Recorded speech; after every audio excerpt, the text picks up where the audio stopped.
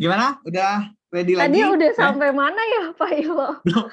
Slide pertama pun belum selesai tadi tuh. Oh Kayak kita iya, tiba-tiba bingung, udah mulai putus-putus, habis putus-putus terus hilang gitu.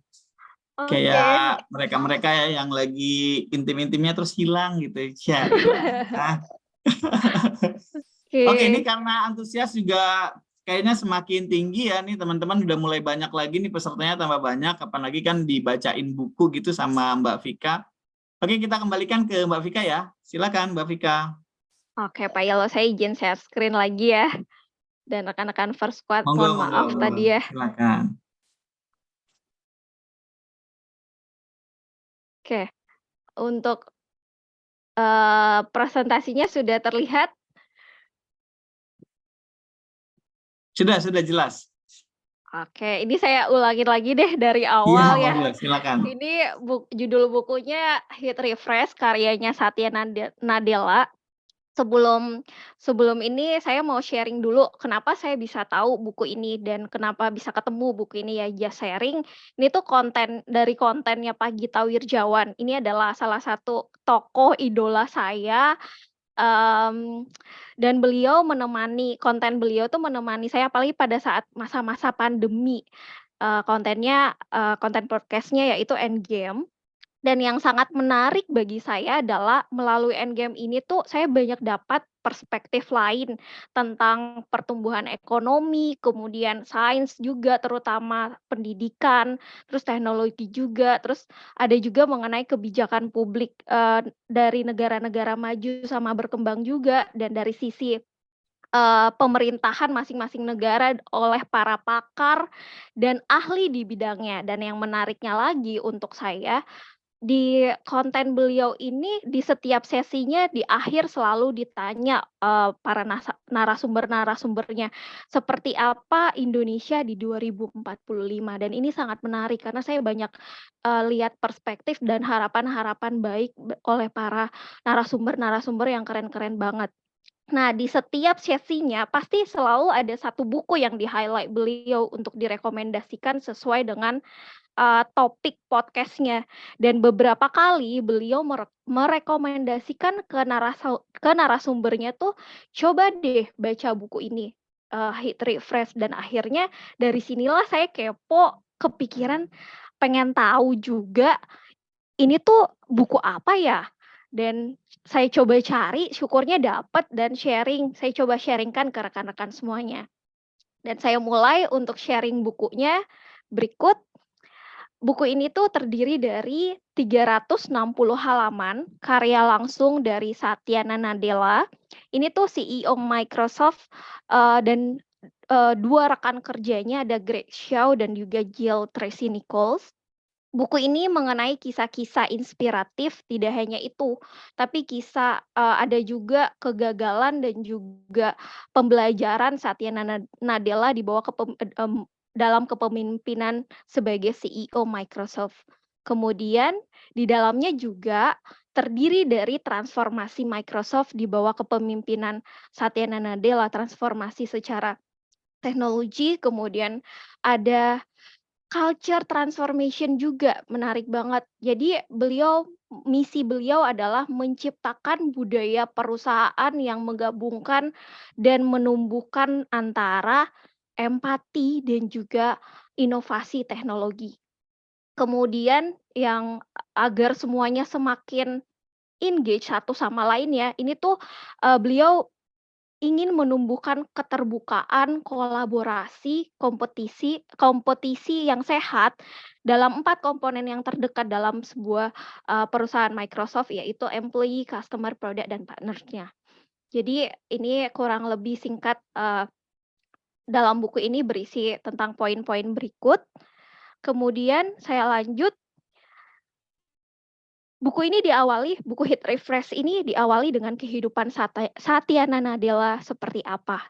Nah, Satya Nadella ini dikenal oleh rekan-rekan kerjanya adalah orang yang pekerja keras, rendah hati, berpandangan ke depan, pragmatis juga, dan ini, bisa bekerja sama dengan baik.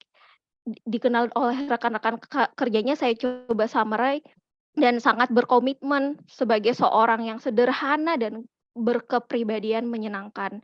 Dan, Nadela ini lahir dari seorang ayah, pekerjaannya PNS di Indian Administrative Service dan banyak mengajarkan Nadela mengenai intellectual curiosity, dan Satya menyebut ayahnya sebagai pembelajar hayat sepanjang masa, dan ayahnya sangat menyukai sejarah dan dari seorang ibu ahli bahasa Sanskerta dan mengajarkan pentingnya mengenai keseimbangan hidup. Jadi dari seorang ibu yang tidak memaksakan apapun kecuali Satya harus merasa bahagia dan meyakinkan Satya untuk melakukan hal yang benar-benar ia sukai.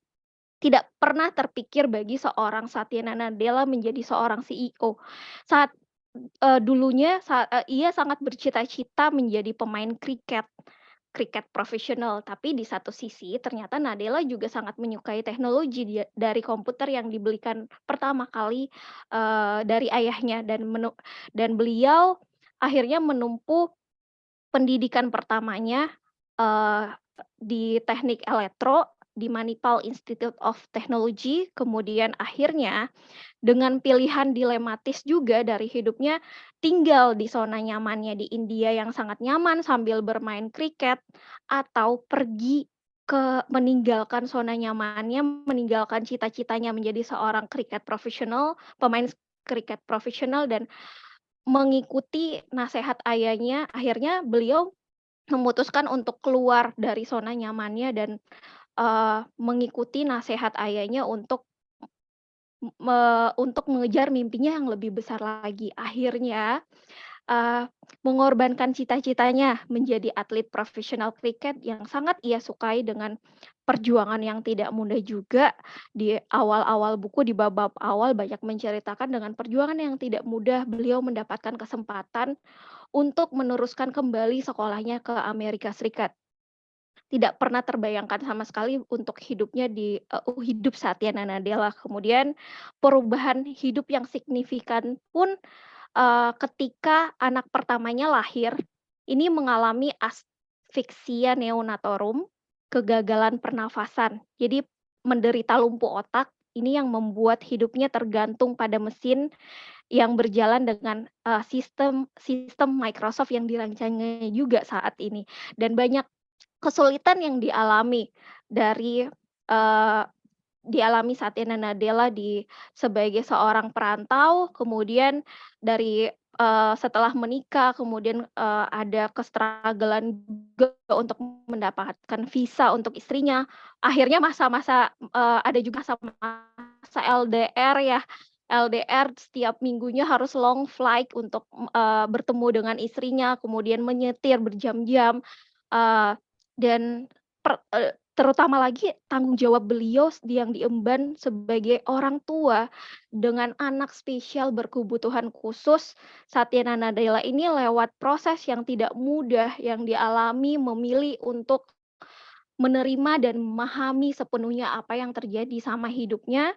Kemudian lewat pengalaman dan proses penerimaan inilah hidup Satya Nadella menjadi seorang ayah, orang tua, dan bekal moral dari orang tuanya juga akhirnya dia membantu hidupnya untuk mengembangkan pribadinya dan menumbuhkan perasaan empati dan menempatkan empati dari segala yang ia kejar. Jadi key atribut beliau adalah empati.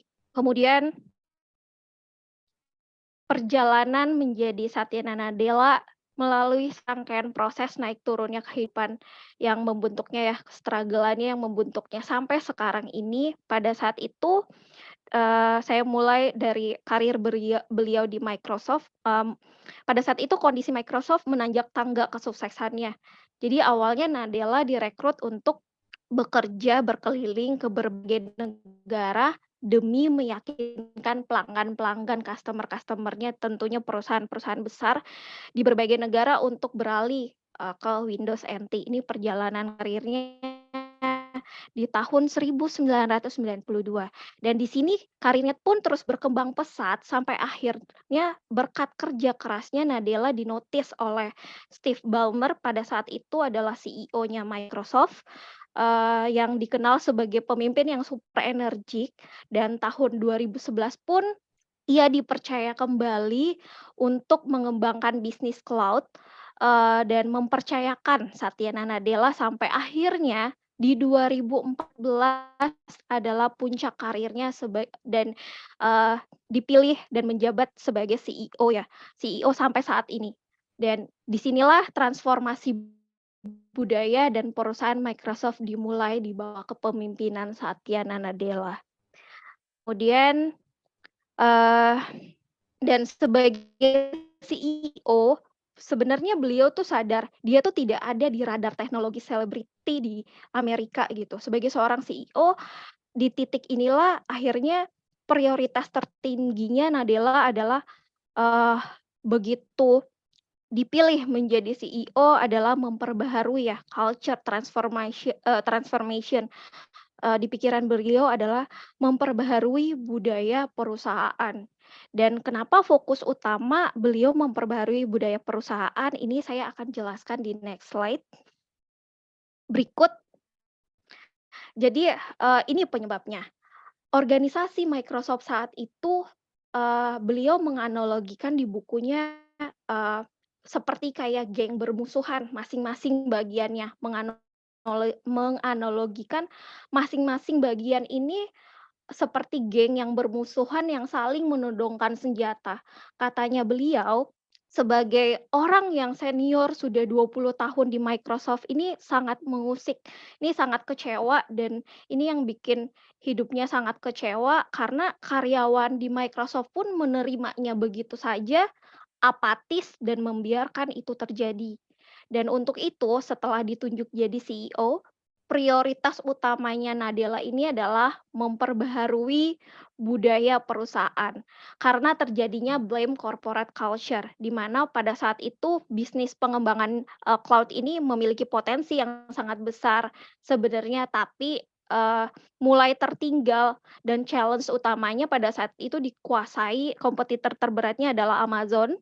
Dan tim yang dia pimpin pun tidak dalam kondisi yang prima karena high level of fear dan little trust, mengalami kekhawatiran akan ketertinggalannya. Dan kemudian Microsoft yang kita kita kenal sama-sama ya, salah satu penyokong, revolusi digital, tanpa inovasi yang benar-benar spektakuler, perusahaan ini pun pada saat itu dan culture yang seperti ini akan diramalkan tidak mampu mempertahankan popularitasnya karena inovasi, tergantikan sama birokrasi dalam perusahaan Microsoft tersebut. Kemudian kerja timnya juga tergantikan sama politik internal, kemudian juga, Microsoft pun secara kompetisi dalam bisnisnya mulai tertinggal. Untuk itu, Satya Nadella mau membangun empati ke internal Microsoft karena perubahan, dan ya karena perubahan itu harus datangnya dari dalam ya, dan Nadella ini memotivasi karyawannya kembali menyegarkan diri atau, mencari momen hit refresh, seperti kita kayak menekan tombol refresh lah ya pada browser, kemudian tanpa saling menyalahkan satu sama lainnya, mengingat kembali kenapa dulu Microsoft ada, dan sebagai karyawan, kenapa dulu mau bekerja di Microsoft. Dan mengingat kembali kebahagiaan, energi, curiosity-nya ketika baru pertama kali bekerja di Microsoft. Dari sini beliau menyadarkan, seharusnya ada pencerahan dan kesegaran diri untuk kembali nih tujuan bersama kita. Dan kata utama yang saya highlight di buku ini adalah Nadella meminta para karyawan untuk mengenali hasrat pribadi terdalam dan mengaitkan dengan misi budaya baru di Microsoft, yaitu empati. Ini saya sangat sukai part ini adalah kalau innovation dan invention dilahirkan dari sebuah empati, beliau tuh optimis Microsoft ini masih tetap tumbuh seperti visinya, memperdayakan dan mengubah hidup banyak orang. Dan sebagai leader, Satya Nadella berhasil mengisi energi, memperbaharui visi Microsoft dan menempatkan empati di atas segala yang ia kejar waktu pada saat itu. Kemudian ini dengan prinsip beliau adalah dari tahu segalanya menjadi belajar segalanya. Di setiap meeting Microsoft menyelipkan momen. Jadi, ada meeting untuk momen saling bercerita satu sama lainnya dilakukan di akhir pekan, apa yang dilakukan di akhir pekan, eee, masing-masing leader dengan keluarganya, kemudian dengan momen yang saling bercerita satu sama lainnya akhirnya semakin engage dan ini juga yang akhirnya menciptakan lingkungan kerja yang nyaman dan juga saling terbuka pada saat itu. Dan ini saya coba, tampilkan ini adalah persamaan matematika yang hasilnya humanistik untuk menghasilkan sebuah, kepercayaan, yaitu empati ditambahkan dengan share value, kemudian ditambahkan dengan safety dan reliability akan menghasilkan trust over time. Nah, dalam membangun kepercayaan tim ya, Nadila memilih dengan banyak mendengarkan terlebih dahulu.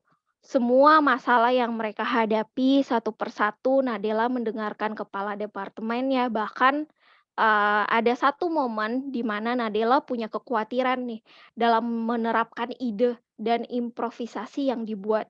Momen ketika momen tahunan perusahaan dia eee mengadakan acara kumpul bersama tapi semua kalangan diundang, kalangan customer, leader, maupun, menghadiri ya bersama-sama momen tersebut. Tujuannya sebenarnya, Nadella ingin membangun engagement agar konsumen dan internal perusahaan itu lebih erat lagi. Ternyata yang tadinya dia ragu sama improvisasi tersebut, ternyata disambut baik. Dalam pertemuan tersebut jauh dari ekspektasi Nadella. Jadi, yang tadinya ragu, idenya tersebut setelah dilaksanakan ternyata disambut baik. Dalam pertemuan-pertemuan tersebut banyak inovasi dan energi baru dari pertemuan, terhadap tim, terus inovasi juga terhadap konsumen. Banyak pembicaraan dan, banyak energi baik yang ditemukan. Dan hal baiknya lagi adalah meskipun ragu, menurut saya meskipun ragu, Nadella ini tetap menjalankan idenya. Ternyata hal wajar kita punya ide kemudian ragu, muncul keraguan, tapi ternyata Nadella tidak membiarkan keraguan itu buat menghambat apa yang ia lakukan. Ternyata setelah dilakukan baru tahu ini berhasil atau tidaknya, daripada tidak dilakukan sama sekali. Nah, inilah yang akhirnya proses selama 6 tahun di buku ini diceritakan untuk melibatkan semua satu persatu, dibutuhkan kesatuan semuanya yang terlibat, bukan hanya satu orang saja karena, beliau sudah menekankan transformasi budaya itu akan berjalan lambat dan berat sebelum menghasilkan sebuah manfaat. Dan pemimpin dari proses semua yang terlibat antara pemimpin dan semua karyawannya, tidak lagi hanya sekedar bekerja di Microsoft, tapi dengan misi yang baru ini adalah seruan awal, karyawan dan juga perusahaan Microsoft sendiri untuk membuka diri, untuk lebih berempati, untuk challenge yang lebih tinggi lagi, dan sama-sama mempercayai kalau layanan yang dihasilkan adalah alat yang tak tergantikan. Dan dalam membangun kerjasama tim, dalam berkompetisi, permainan kriket yang dia tadinya bercita-cita menjadi pemain kriket profesional ya, dia terinspirasi dari ini, masih tetap terinspirasi dari permainan ini. Jadi, permainan kriket ini mengajarkan Nadella banyak hal dan menjadi inspirasi dalam kepemimpinan beliau juga. Mmm, Coba flashback cerita di bab awal yaitu Nadella, remaja dan timnya ada momen akan bertanding dengan tim yang berasal dari Australia. di mana kondisi timnya pada saat itu tuh badannya kekar-kekar jauh dan mereka tuh kecil dan akhirnya, eee, timnya tuh merasa terkagum tapi juga terintimidasi, bingung bagaimana ya buat menang. Dan pelatihnya hanya meminta Nadella untuk mengamati salah satu lawan terbaiknya, khususnya teknik pukulannya, kemudian mengobservasi. Dia pun sadar ternyata di balik penampilan lawan yang hebat juga memiliki kekurangan dan kelebihan. Dari sini Nadella sadar, tidak peduli seberapa hebat lawan yang dihadapi, tapi kita masih tetap bersaing. Ini dalam berkompetisi. Dan beliau selalu mengutamakan tim. Salah satu anggota tim Nadella menjadi pemain kriket yang sangat diunggulkan, pada saat itu bermain tidak cukup baik, akhirnya diganti oleh pemain lainnya dan, pemain yang diunggulkan ini akhirnya kesal, terus bersikap semaunya dan inilah energi yang dibawa ini akhirnya membawa tim, tim Satya Nadella pada saat itu bermain akhirnya kalah gitu.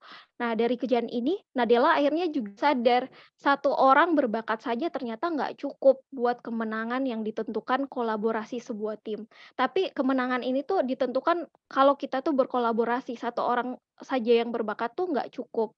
Dan yang ketiga, mengenal anggota timnya yang baik, mengenal anggota tim dengan baik dan fokus pada kekuatan mereka.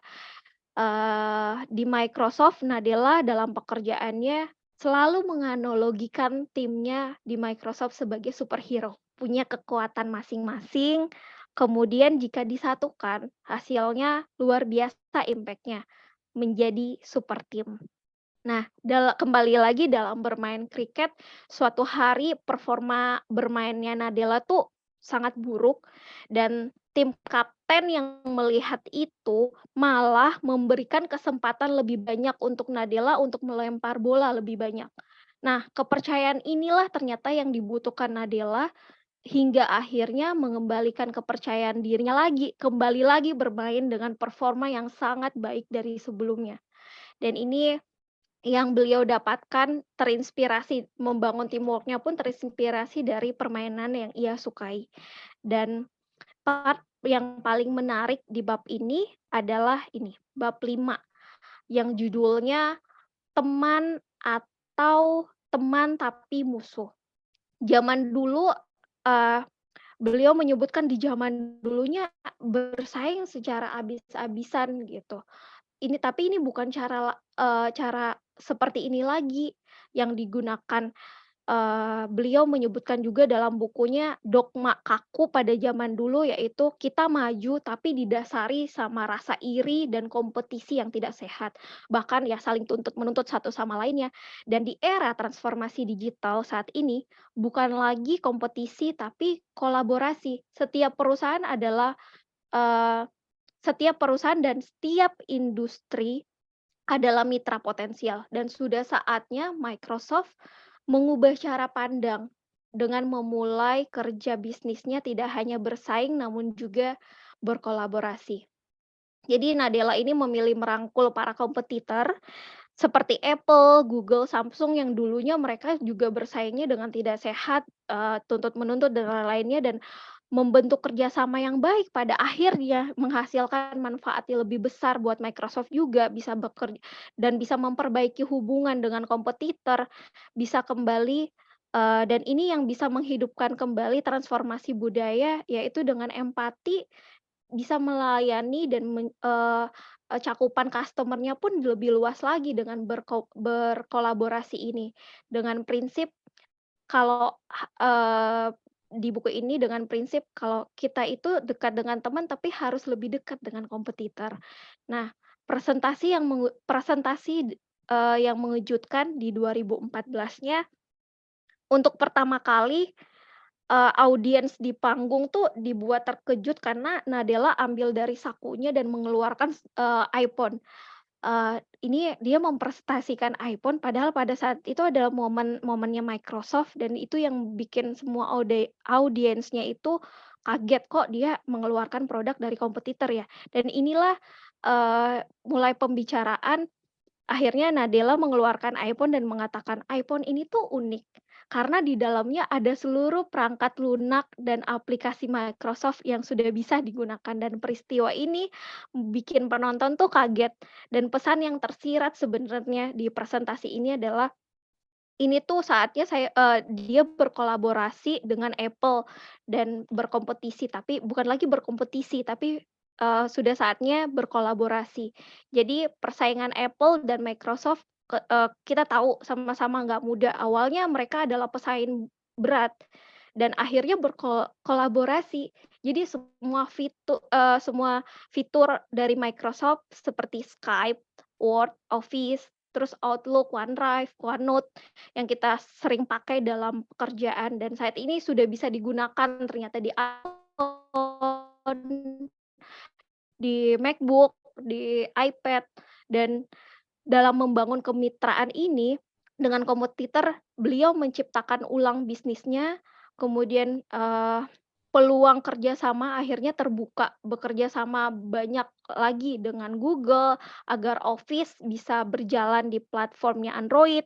Tidak hanya itu, Microsoft juga memperbaiki dan membangun hubungan kembali ya antara para pesaingnya seperti Samsung yang tadinya juga tuntut-menuntut, eee, dan lewat kerjasama pada saat itu ada momen di mana, eee ponsel Samsung naik 4 kali terjual paling banyak di dunia dan melalui banyak kerjasama inilah dan dengan ratusan perusahaan sampai saat ini, di seluruh dunia Microsoft menemukan jiwanya kembali yang tadinya tertinggal.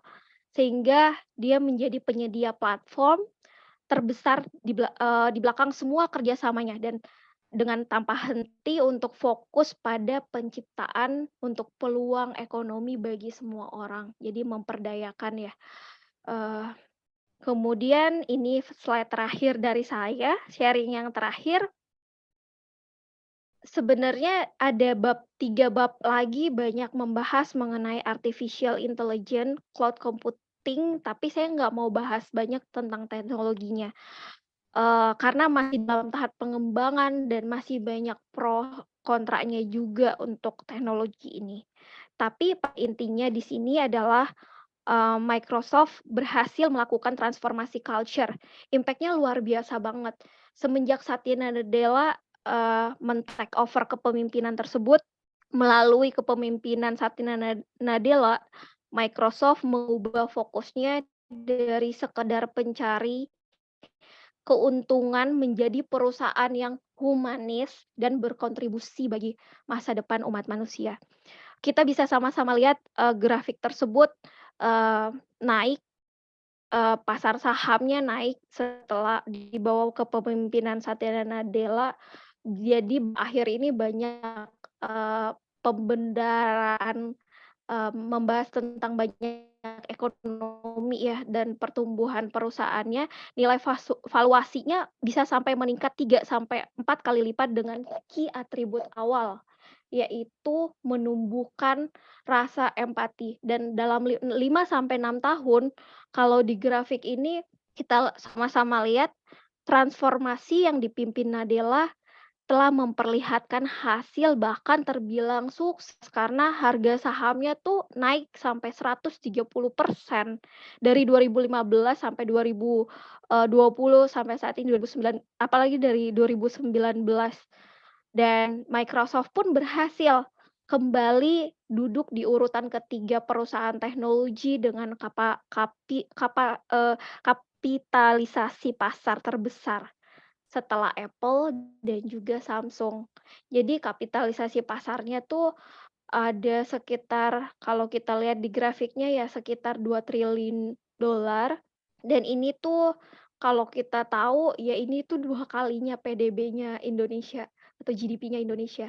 Dan yang terakhir dari sharing ini adalah, eee, buku ini membawa saya sebagai pembaca untuk bisa mencari dan menggali lagi momen hit refresh-nya kita masing-masing dan untuk mengingatkan kembali, mengumpulkan energi kembali, ke tujuan awal dalam hal apapun. Kemudian yang kedua, bagi saya adalah bagaimana pentingnya di era digitalisasi sekarang ini apalagi untuk menumbuhkan dan mengembangkan rasa empati.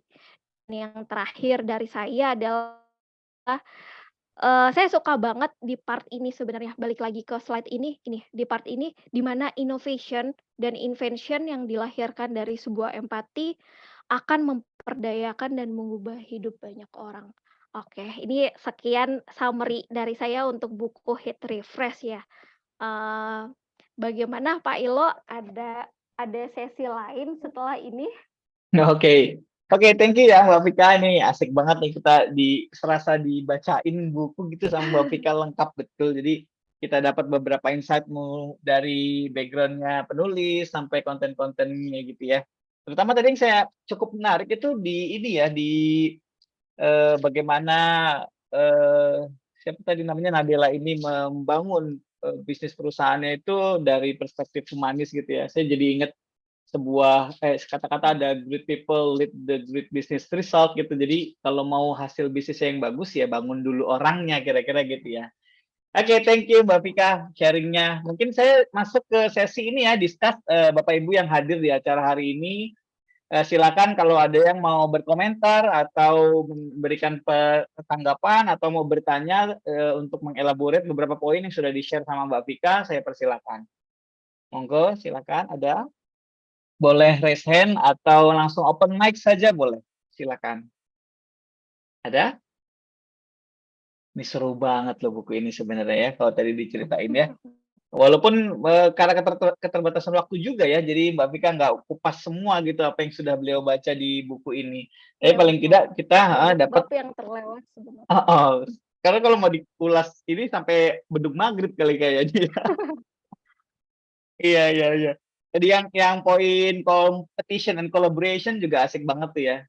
Karena memang kayaknya kalau kita selalu berfokus sama kompetisi, bicara soal menang kalah gitu kayaknya agak agak menguras energi dan akhirnya lelah banget gitu, resultnya juga nggak dapet optimal-optimal banget gitu. Sehingga tadi di buku tadi Mbak Vika sampaikan bahwa kalau kolaborasi ada beberapa poin yang oke kita akui kita lemah di situ, kita kolaborasi sama, company lain atau kalau kita di internal organisasi misalnya sama departemen lain atau sama rekan di dalam departemen, sehingga great result bisa kita dapatkan. Oke, ada Bapak Ibu? Silakan kalau ada yang mau. Oh, Pak Fajar ini leader kita di community Great the Book ya. Mangga Pak Fajar silakan open mic langsung. Sepakat tuh. Oke, terima kasih Mas Ilo dan juga Sika yang telah men-sharing ya review buku yang sangat luar biasa untuk istilahnya mencas pribadi kita dalam bekerja karena ya kita bekerja kalau tanpa cas juga baterainya akan habis sehingga ya butuh casan seperti ini. Sedikit yang ingin saya mungkin diskusikan ya dengan Kak Vika terkait empati gitu ya. Ini kan gimana ya cara menumbuhkan rasa empati terhadap misalnya terhadap teman-teman di lingkungan kerja ataupun bahkan di lingkungan rumah misalnya seperti itu karena memang untuk menumbuhkan empati kan apa ya kalau menurut saya agak sangat sulit gitu ya karena melihat dari partner atau lawan atau orang yang mungkin akan kita kita berikan empati itu gitu. Ada nggak sih di buku itu atau mungkin Mbak Vika sendiri punya kriteria atau step-step agar bisa menumbuhkan rasa empati dalam menghadapi banyak orang gitu. Itu aja mungkin Mbak Vika. Oke, terima kasih Pak Fajar. Silakan Mbak Vika, gimana sih cara numbuhin empati gitu khususnya yang bisa kita terapin ya Pak Fajar di organisasi kita gitu ya. Silakan Mbak Vika. Oke, kalau saya personal, bagaimana cara menumbuhkan rasa empati ya? Yang pertama, insight juga yang didapatkan dari buku ini adalah listen, mendengarkan. Banyak mendengarkan ya. Bagaimana kita bisa memahami perasaan orang lain, bisa mendengarkan, bisa memahami permasalahan orang lain dan menawarkan bantuan kalau kita tidak mendengarkan terlebih dahulu.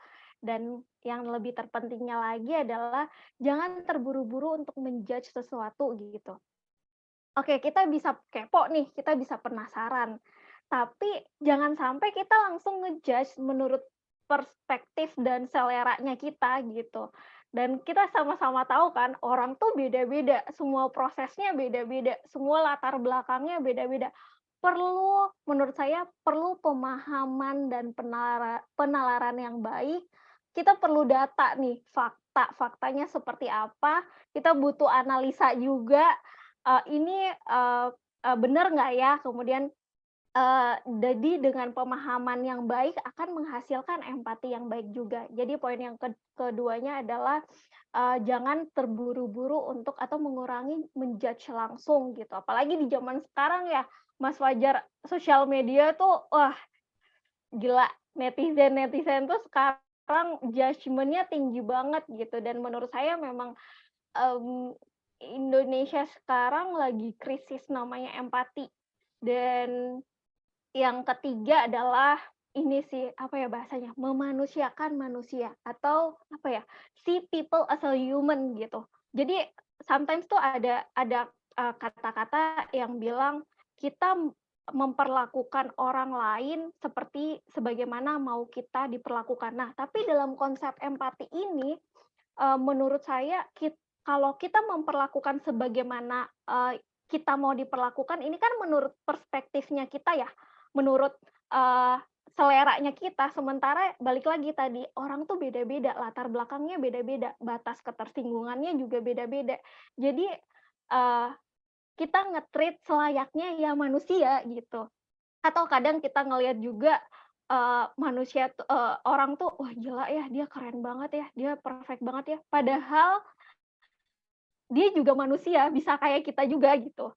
Ya itu yang tadi yang menurut saya yang pertama adalah banyak mendengarkan dari buku ini, terus yang kedua adalah, mengurangi kebiasaan untuk menjudge. Oke, kita bisa menumbuhkan curiosity, tapi jangan sampai butuh penelaran yang baik untuk, menyimpulkan. Kemudian yang ketiga adalah tadi, see people as a human. Kemudian yang keempat mungkin dari buku ini, dari Satya Nadella adalah, banyak atau gini deh, yang keempat, banyak bergaul. Contohnya ikut komunitas-komunitas positif kayak seperti ini nih, Get Book First. Banyak bergaul, dengan kita banyak bergaul, berarti kita banyak, ketemu orang-orang dengan latar belakang suku, agama, budaya yang beda-beda, yang akhirnya, kita bisa banyak belajar memahami dan inilah menurut saya poin-poin kita bisa menumbuhkan empati, seperti itu Mas Fajar. Oke, mantap banget ya. Jadi harus Thank banyak you, thank you. ngedengerin ya. Mantap. Pak Fajar, ada yang mau di-elaborate lagi? Silakan. Atau mungkin Pak Ilo, ada yang mau Ya cukup, ditambahin Pak cukup. Ilo? Enggak, aku nggak Tapi nambahin. ada ini nggak sih Mbak Wika, kayak apa ya? Heeh. Kalau misalnya ada batasannya nggak sih empati? Takutnya ini ya, misalnya ke lawan jenis menjadi baper misalnya kayak gitu, itu yang ngeri Iya, itu iya, kan iya. gitu tuh ya. Kita mau empati ke seorang yang misalnya lawan jenisnya dari tim kita misalnya. Kalau berlebihan takutnya akan baper dan sebagainya. Ada batasannya nggak ya supaya apa ya, empatinya itu benar-benar sesuai dengan porsinya, tidak berlebihan dan juga tidak kurang gitu kayak gitu. Gimana ya batasannya, batasan empati untuk memahami orang lain? Kalau dari saya pribadi, pertama, take action. Nah ini nih, action yang mungkin yang harus kita, sebelum kita melakukan action, kita perlu penalaran yang baik dulu ya kan ya Mas Fajar. Terus, kemudian take action dan atau tawarkan bantuan. Kalau misalnya, orang tersebut, sudah menolak dari awal, ya udah nggak perlu kita, take action juga biar nggak baper, gitu kali ya? Gitu, dan batas-batas, memahami untuk berempati terhadap orang lain pun, apa ya, mungkin ya tadi, kita perlu observasi juga untuk mengetahui batas-batas tersebut. Ya observasi, ya tadi dengan mengumpulkan data dan fakta-fakta, terus menganalisis juga, orang per masing orangnya, oh dia merasa bahagia kalau bla bla bla, tapi kita tahu diri juga untuk, membatasi juga, dalam melakukan action, seperti itu Mas Fajar. Oke. Oke, cukup jelas banget ya apa yang disampaikan Mbak Vika ya. Ada lagi Pak Fajar, mangga? Cukup ya? Oke. Untuk Jadi poin yang lain. poin nomor satunya tuh asik banget ya. Dengerin dulu aja gitu. Itulah mungkin alasan kenapa Tuhan kasih kuping kita 2 dan mulut kita 1 ya, supaya kita lebih sedikit berbicara dan lebih banyak mendengarkan gitu. Asik banget. Oke, thank you Pak Fajar. Ada lagi Bapak Ibu, silakan yang mungkin mau berdiskusi atau mau menanggapi apa yang sudah di-share oleh Mbak Vika hari ini. Silakan. Atau mau bertanya sesuatu tentang buku tadi tentunya ya. Kalau bertanya di luar itu nanti japri aja Mbak Vikanya. Ada? Silakan. Oke.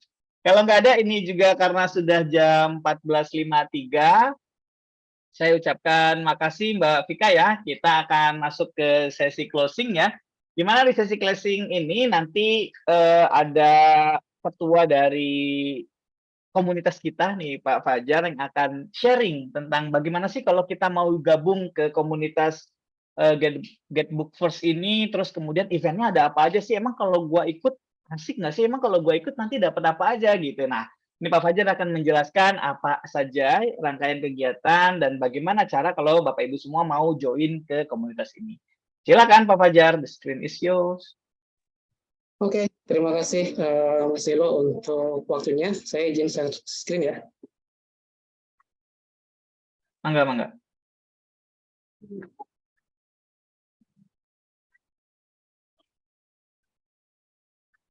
Sudah kelihatan nggak?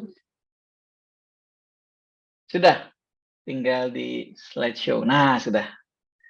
Ya, mungkin perkenalkan dulu ini klub Get Book First Club ini kita dibuat di awal tahun 2022. Jadi sudah setahun lebih ya. Dan ini sedikit program-program kerja dari program Get Book First. Yang pertama mungkin dulu pernah kita ada book donation ya. Nah ini sudah pernah kita buat di tahun kemarin dan sudah banyak First Squad yang mengumpulkan buku-buku yang sudah kita berikan juga kepada komunitas gubuk ya di daerah Jakarta Timur kalau tidak salah. Nah, terima kasih banyak untuk semua partisipasinya. Kemudian ada program book review yang tadi sudah disampaikan oleh Kak Vika. Beberapa kali sudah menjalankan, sudah 3 kali ya kalau tidak salah, dari Mbak Lena dan juga ada dari Pak Yos. Kemudian kita juga ada program workshop bagi yang suka menulis, kemudian ada yang mungkin ingin membuat buku atau ingin bagaimana cara membaca secara efektif. Nanti juga kita akan adakan workshop-workshop terkait dengan literasi atau tentang menulis. Kemudian ada book challenge, ini kayak semacam apa ya namanya, perlombaan atau ujian atau mungkin yang bisa diikuti oleh semua First Squad yang bisa menghasilkan sesuatu, misalnya meringkas buku atau menulis dan akan mendapatkan hadiah dari klub. Kemudian ada book gathering. Nah, book gathering ini kita ada kumpul bareng dengan member yang berlokasinya di offline tentunya ya. Dan lokasinya juga menarik ya, tidak di tempat-tempat tertentu, khusus di tempat-tempat yang berhubungan dengan literasi, misalnya di Taman Literasi yang di Blok M misalnya, atau di Perpustakaan Nasional, atau di tempat-tempat yang memang itu ada hubungan dengan buku lah gitu, seperti itu. Kemudian ada book traveling. Nah, kalau book traveling ini adalah kita mengunjungi tempat-tempat semacam panti asuhan, komunitas yang di sana ada anak-anak yang membutuhkan buku-buku atau membutuhkan bacaan-bacaan yang akan kita berikan ke mereka, istilahnya ngedongeng lah buat anak-anak di panti asuhan atau di komunitas buku lainnya, dan juga mungkin akan memberikan semacam hadiah kepada mereka. Kemudian ada juga book reference. Nah ini semacam kita memberikan referensi buku-buku yang menarik yang mudah kita baca. Misalnya teman-teman First Squad ada buku-buku yang sudah dibaca atau yang pernah dengar dan itu menarik, bisa disampaikan di klub. Kita akan bahas bareng-bareng dan kita akan buat postingannya di FS Connect. Dan terakhir adalah proyek kita di tahun ini adalah pojok buku. Kita akan membuat semacam perpustakaan mini gitu di masing-masing BU ya. Di situ kita ada perpustakaan mini dan buku-buku yang mungkin bisa menjadi bahan bacaan bagi First Squad semuanya. Karena ini untuk bisa menumbuhkan minat baca kita ya, karena ini penting juga dalam menambah ilmu, literasi, dan motivasi dalam bekerja gitu ya, supaya tidak berhubungan terus dengan KPI dan target, tapi juga tadi ya kita cas dengan ilmu-ilmu dan motivasi terkait kehidupan, terkait tentang pekerjaan dan sebagainya. Nah, mungkin itu sih sedikit ya singkat tentang program-program di Getbook First Start 1 tahun ke depan. Nah, bagi teman-teman, bapak-bapak, ibu-ibu, teman-teman First Squad yang ingin bergabung, silakan sudah di-share tadi sama Mbak Lena. Ada link grup WA-nya, kita bisa langsung aja join. Ini tidak perlu ada syarat-syarat tertentu, join, tinggal ya gabung aja, bisa mendengarkan terlebih dahulu, bisa langsung aktif juga silakan. Nggak perlu surat keterangan dari HC ya, nggak perlu ya? Ya, nggak perlu. Jadi RT RW gitu nggak perlu. Yang diperlukan cuman ada iuran nggak tuh, Pak Nurdin nanya tuh. Ada iuran katanya nggak, Pak Fajar? Ada yang nanya, Mas Nurdin. Oh, iuran? Tidak ada, Pak Nurdin. Tidak ada iuran. Iya, iurannya waktu aja, waktu. Ya, betul. Iya, iurannya waktu aja, betul. Oke. Ya, jadi tanpa syarat dan ketentuan apapun, Bapak Ibu bisa bergabung langsung di komunitas Getbook First ya, karena banyak sekali manfaat yang sudah disampaikan oleh Pak Fajar ya, karena beberapa event ke depan juga akan kita jalankan dan kita akan laksanakan, dan nggak cuma event-event online juga, kita nanti ada beberapa event online ya, Pak Fajar ya. Iya, ada offline, insyaallah. Oke, ya saya rasa itu karena kita juga terbatas sama waktu ya. Terima kasih sekali lagi saya sampaikan Bapak Ibu semua.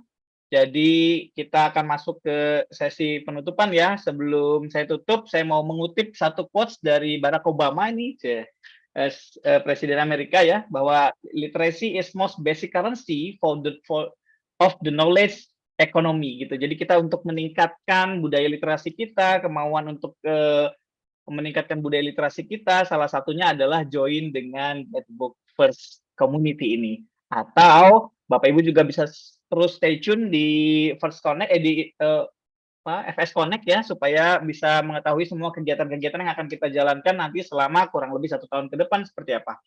Dan stay tune juga untuk setiap event kita, karena pasti akan banyak manfaat yang akan kita sharing nantinya. Sekali lagi saya tutup, terima kasih Bapak Ibu semua. Tetap semangat pagi, happy weekend, bye-bye. Terima kasih. Terima kasih sharingnya. Thank you. Pak Fajar. Terima kasih.